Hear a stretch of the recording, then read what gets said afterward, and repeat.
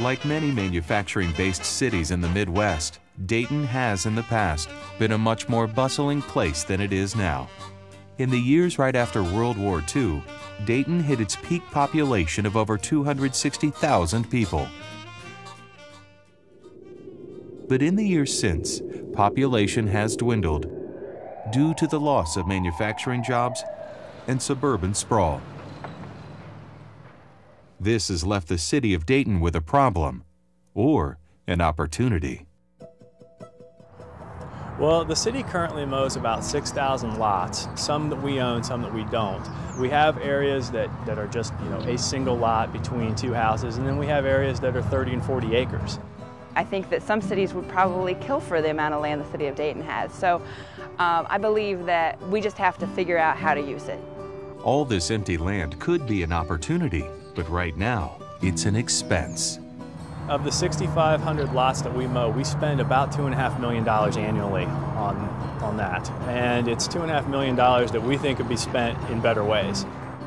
So city leaders have decided to experiment with urban agriculture as an opportunity to transform these lands from vacant to vibrant.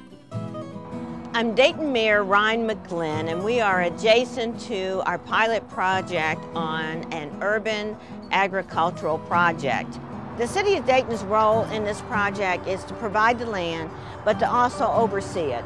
And if it works well, then the pilot project can not only move from other places in Dayton, but other areas. I'm the Program Assistant for Agriculture and Natural Resources.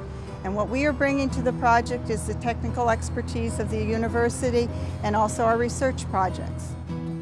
I'm Dan Ross with the USDA Natural Resource Conservation Service. My job basically is sharing what has been done across the state of Ohio and hopefully the things that aren't working so they don't make the same mistakes. The goals of the project are twofold. One, for the city to work out our internal issues to see if this is going to be replicated in the future, how we can make it smoother for the end user, OSU or any other community groups.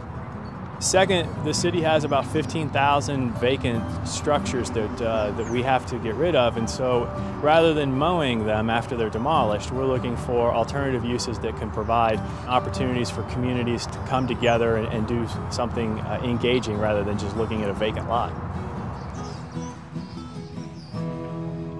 The city of Dayton is hoping to learn a couple of things. One is if it is economically viable. Two, this is a great opportunity for some of our immigrants to get food that they normally couldn't get. And then three, how do we set policies in place to recreate this across the city? Dealing with water issues, for example, is a big issue, how to get water on these properties, setting the policies in place for that. Well, the big issue for urban farm projects, there are a few. One is the water is in the ground, through our pipes, but getting it, especially in vacant land, we've pulled up many of the meters, and so the city has to come back and re-tap the lines. Zoning is an issue, and also yard standards. Most yard standards don't allow the plant or the grass to be higher than 6 inches. Well, that's clearly not going to work for your tomatoes, corn, or pole beans. So it's a matter of working with the city and really just letting us know what you're doing, and so that we know that it's a farm or an agriculture project and not just weeds that are growing out of control. Zoning restrictions as far as hoop houses and larger sheds are pretty flexible, and we can work with any property owner on placement and design. We're going to do an audit and go through and find out where there are impediments to doing urban agriculture. Wherever those impediments are, city leaders say they're committed to removing them. They think community gardens and other urban agriculture projects could be an important tool, not only for making use of empty land, but providing food for Dayton's large immigrant population, providing healthier options throughout the city's many food deserts, and bringing people together to work constructively to revitalize their city.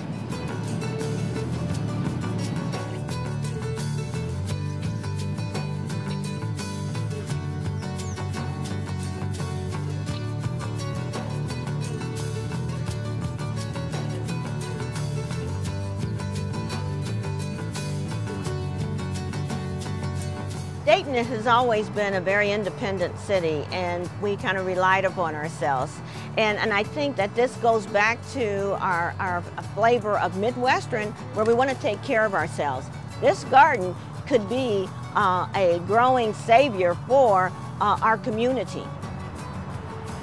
The urban farming project, we believe, is going to be a win-win for everybody involved. There will be fresh produce available to either sell or to provide to the community. The city no longer maintains the land, so that's less of a cost for us. It's less land that, say, is paved over, and it's a good use for stormwater runoff. It definitely helps the environment, and frankly, provides good community outreach opportunities for the city. It is definitely a win-win for everyone. I would like to see urban gardens springing up around the city, because I think that shows the vibrancy and the life of the city and community involvement, and that's very important. We have some internal issues to work out within the City of Dayton organization, which everybody's on board, and we're moving forward with those. There also seems to be great community interest and involvement, and there are currently about 50 community farms throughout the city. And I think that's one of the things that we really haven't put a lot of resources to until just recently. As we devote more time and more energy into the program and the community sees the benefits, it definitely will flourish.